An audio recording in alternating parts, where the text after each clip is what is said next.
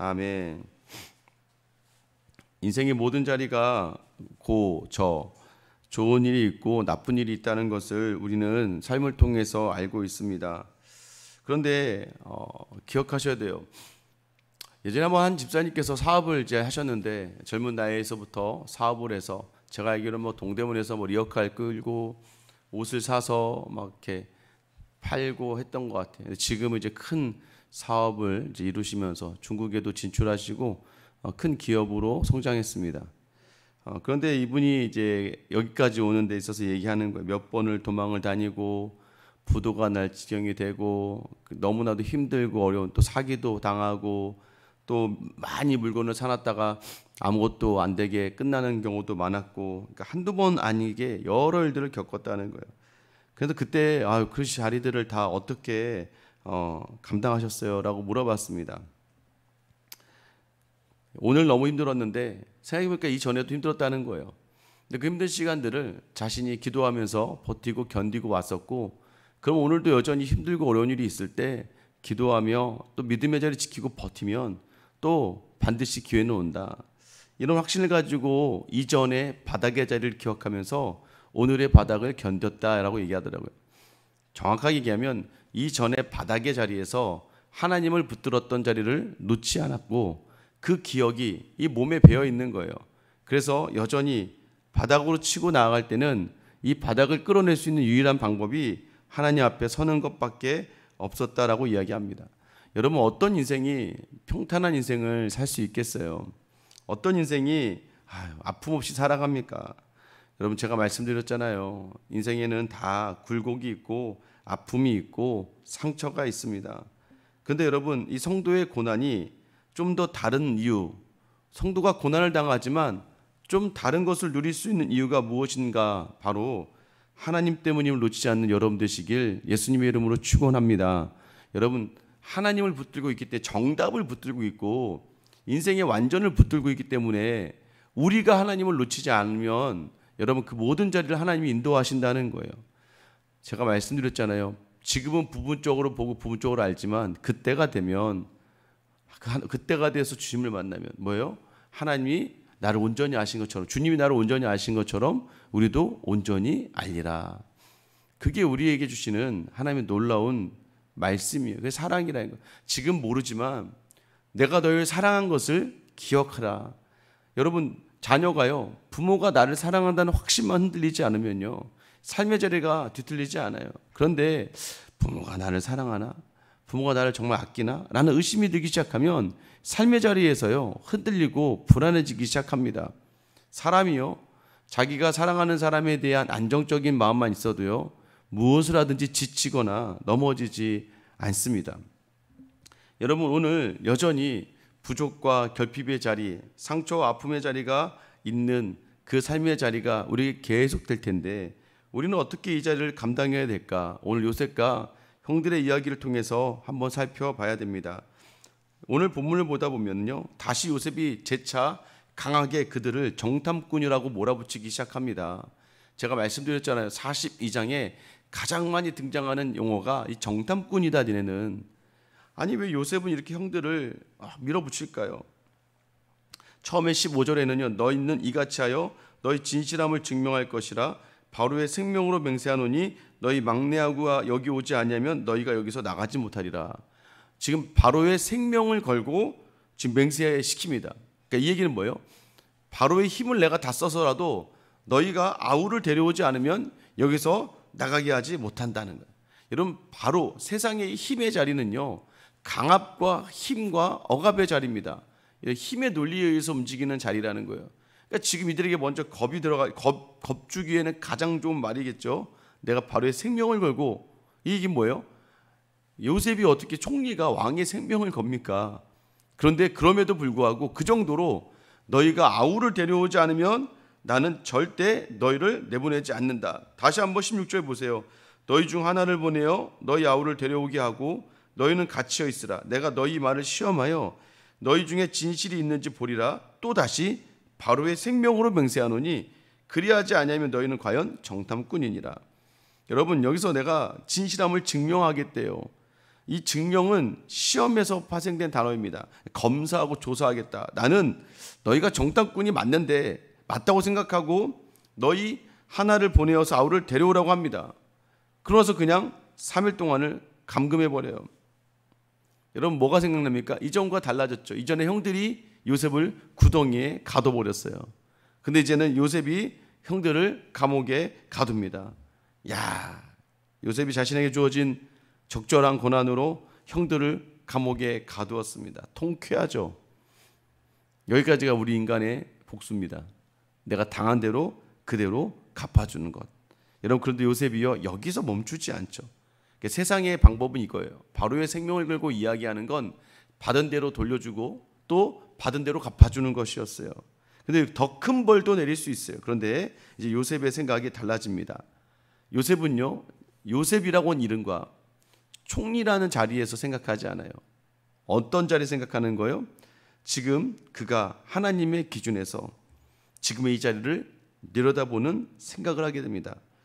모든 고통과 억울함의 자리를 지나왔잖아요. 그러나 하나님은 정말 꿈대로 이런 상황을 마주하게 하셨잖아요. 여러분 그래서 지금 제가 금요 철회 때도 말씀드렸죠. 왜 형들에게 이렇게 가혹하게 몰아붙인다고 이야기했어요? 그 꿈이 다 이루어지지 않았기 때문이에요. 그 꿈의 완벽한 꿈은 뭐예요? 11별이 11재단이 자기에게 와서 절하는 거란 말이에요. 근데 지금 하나가 빠졌습니다. 누구예요? 베냐민이 빠졌다는 거예요. 여러분 우리는 때로 살아가다 보면 우리의 만족에서 그저 그칠 수가 있어요. 그러다 보면 우리는 하나님이 원하시는 절대적인 자리들을 가끔 인간적인 이유를 대면서 두리뭉실 넘어갈 때가 있습니다. 근데 이 정도면 됐지 뭐. 우리가 판단해요. 이 정도면 괜찮지 뭐. 믿음의 자리도 마찬가지죠. 나 새벽기도 나올 정도면 괜찮은 믿음의 사람이야. 나 그래도 큐티 일주일에 몇 번 하면 난 그래도 괜찮은 사람이야 라고 생각하지만 하나님은요 우리에게 완전하기를 원하십니다. 여러분 요셉에게 보여주는 모습이 무엇이에요? 바로 총리의 자리는 나를 위한 자리의 수준을 넘어서는 것이라는 것을 보여주는 거예요. 지금 자기 가족과 자기 민족의 다음 과정을 자기는 잘 몰라요. 사실 왜? 요셉의 꿈엔 11재단이 와서 절하는 거였거든요. 11재단이 와서 절한다는 게 정확하게 무슨 의미인지 알 수가 없었어요. 그 꿈은 정확하게 뭘 얘기하는 거예요? 어쩌면 자기 가족, 아버지 야곱과 그 가족과 함께한 모든 사람들의 생명을 살리는 그 시작이 된 거예요. 억울하고 분하고 힘든 일들을 거쳐온 사람들에게 생기는 마음이 뭔지 아세요, 여러분? 그 고통과 고난을 그냥 인간적인 악을 가지고 버틴 사람은 복수해야지라고 생각해요. 그런데 여러분 그 고통과 억울함과 분함의 자리를 믿음으로 통과하는 사람들의 특징은 뭔지 아세요? 긍휼한 마음이 생기고 다른 사람들 향한 넓은 마음이 생긴다는 거예요. 하나님과 함께 그 고난의 자리를 이긴 사람들은요 그 고난이 다 끝날 때쯤에 인간의 힘으로 모든 걸 할 수 있음에도 불구하고 여러분 그게 믿음이라는 거예요. 내가 내 힘으로 할 수 있음에도 불구하고 하나님의 시선에서 하나님의 마음으로 이 땅을 바라보는 자리가 되는 겁니다. 여러분 우리의 수준이 복수를 넘어서는 하나님의 사랑을 담아내는 귀한 복된 인생 되기를 예수님의 이름으로 축원합니다. 여러분 갚아서 끝나면 그거 시원하지 않아요. 저도 목회를 하면서 그런 적이 있거든요. 물론 재물한 건 아니지만 하나님 이거 너무 억울해요. 분합니다. 라고 기도하면서 막 버텼던 자리들이 있어요. 근데 정말 하나님 너무 놀랍게 다 봐주시는 거예요. 그다음부터 제가 여러분에게 말씀드렸잖아요. 저 건드리지 마세요. 이렇게 얘기해도 된다고 믿음의 사람은. 하나님이 나 너무 사랑해서 당신 나 건드리면 안 돼요. 큰일 나요. 하나님 저를 너무 사랑하시거든요. 하나님 갚아주시는 분이어서 저한테 함부로 하시면 안 돼요. 그럼 그다음부터 어떻게 해야 돼요? 저를 건드리지 않게끔 제가 먼저 배려해 줘야 되는 거예요. 왜? 내가 얼마나 무서운 존재인지 알았어요. 우리는 축복할 수 있는 존재고 우리를 저주하는 자는 저주받을 만한 존재로 만드는 게 우리의 자리예요. 그러니 처음에는 그래 억울하고 분하니까 너도 당해라. 처음에 딱 꼬여지는 누군가의 꼬여지는 인생을 보면서 야 하나님 정말 살아계시다. 정말 어떻게 되네. 내가 한 게 아닌데 하나님이 저렇게 하시는구나 했는데 여러분 저도 그런 비슷한 고난을 겪어왔다 보니까 그런데 저는 그것을 믿음으로 이겨냈는데 결국 이겨내지 못하고 쭉 넘어지는 그 상대방을 보면서 마음이 아픈 거예요. 저렇게 무너지면 안 되는데, 그래도 일어나야 되는데, 그 악한 생각을 가졌던 제 마음이 오히려 반대로 여러분 하나님 때문에 바라본 사람, 여러분 그러니까 달라지는 거예요. 여러분 지금 베냐민을 데리고 오라고 얘기해요. 어쩌면 이 10명의 형들은요, 자신과 야곱에게 상처받은 아들들이에요. 그 마음을 헤아렸던 이 요셉이 18절에 보세요. 사흘 만에 요셉이 그들에게 이르되 나는 하나님을 경외하노니 너희는 이같이 하여 생명을 보존하라. 여러분 3일 만에 요셉이 형들을 찾아갑니다. 그들이 두려워하고 있어요. 무서워하고 있겠죠. 그 전까지는 뭐였어요? 바로의 생명을 걸고 이야기하는데 베냐민 안 데려오면 너희는 가만두지 않을 거야. 바로의 생명, 세상의 것은요 두려움으로 가득 차요. 그런데 오늘 생명의 자리가 그들에게 선포됩니다. 그것이 무엇입니까? 나는 하나님을 경외하는 사람이다. 여러분 기억하시기 바랍니다. 믿음의 사람에게 가장 위로가 되는 말은 나도 믿음의 사람이라는 것이에요. 여러분 그런데요, 수많은 사람들이 오히려 교회 다니는 사람들을 싫어합니다. 여러분 그러나 삶으로 믿음으로 살아내는 사람의 영향력은 크다는 걸 알아야 돼요. 어제 우리 제자방 교제 보다 맨 마지막에 이런 게 있거든요. 믿음을 확인하는 좋은 방법, 그게 뭘까요? 배우자에게 물어봐라. 배우자를 확인해라. 배우자의 삶이 그 남편과 아내를 어떻게 이야기하는지 보면 저 사람이 정말 참 믿음의 사람인지 아닌지 알 수 있다는 거예요. 여러분 믿음은 왜냐? 삶으로 살아내거든요. 삶으로 살아내는 첫 번째 자리가 바로 가정이기 때문이에요. 여러분 우리의 삶의 자리도 마찬가지예요. 영향력을 끼쳐야 돼요. 믿음의 사람이 다르면 안 돼요. 제가 처음 직장 생활을 할 때 이 신우회라는 곳을 가거든요. 교회 직장에 신우회가 있었습니다. 한 달에 한 번 정도 모여서 예배드리고 말씀 읽는데요. 가지 말라는 거예요 다. 왜요? 그랬더니 이렇게 얘기하는 거예요. 저 신우회에 있는 사람들이 제일 욕심이 많고 제일 못돼 처먹었대. 그러니까 회사에서 제일 욕먹는 사람이 모여있는 데가 신우회라는 거예요. 그러니까 예수는 믿는다고 모여서 찬양하고 자기들끼리 말씀을 나누는데 그 사람들이 각 부서에 들어가면 가장 이기적이고 가장 욕심이 많고 가장 남을 배려하지 않는다는 거예요. 여러분 우리가 하나님을 이야기할 때 가장 함께 동반되어야 될 단어가 바로 생명입니다. 여러분의 가정에서 자녀들에게 아들아, 딸아, 여보, 여보, 또 아내라고 얘기할 때 나는 하나님을 경외하는 사람이야 라고 이야기할 때 여러분 그게 다른 사람에게 생명이 느껴지고 평안이 느껴져야 되는데 그 삶의 자리를 통해서 검증되어진다는 걸 이야기하는 거예요. 여러분 기억하시기 바랍니다. 저는요 여러분이 하나님을 경외하는 만큼 여러분의 가정과 여러분이 만나는 모든 사람들이 생명 속에 거하길 예수님의 이름으로 축원합니다. 그래서 결단하셔야 되는 거예요. 이제 요셉이 기회를 줍니다. 요셉은 다 알고 있죠. 19절 20절입니다. 너희가 확실한 자들이면 너 형제 중 한 사람만 그 옥에 갇히게 하고 너희는 곡식을 가지고 가서 너희 집안의 굶주림을 구하고 너희 막내 아우를 내게로 데리고 오라. 그러면 너희 말이 진실함이 되고 너희가 죽지 아니하리라니 그들이 그대로 하니라. 보세요. 그동안 두려웠고 바로의 생명을 걸고 얘기해도 움직이지 않았던 형들이 여러분 지금 움직여요. 왜 움직여요? 요셉의 입에서 하나님이란 이름이 나왔기 때문이에요. 나도 하나님을 경외한다. 여러분 기억하셔야 돼요. 이제 야곱에게 형들이 가야 됩니다. 요셉도 사실 알고 있었을 거예요. 뭘 알고 있었을까요? 아버지 야곱이요 베냐민을 쉽게 보내지 않을 건 알고 있어요. 여러분 그런데요 이 자리는요 요셉이 떼어내는 자리도 아니고 형들이 떼어내는 자리도 아니에요. 바로 하나님이 야곱에게서 베냐민을 떼어내는 자리예요. 여러분 여전히 내려놓지 못하는 자리가 있으면 내려놔야 됩니다. 하나님이 싫어하시는데 자꾸 붙들고 있다가는 하나님이 강제로 떼어놓고 말거든요. 여러분 인간적인 배려와 인간적인 용납을 하다가 결국 그 자리가 무너지고 넘어지게 자는 자리가 참 많아요.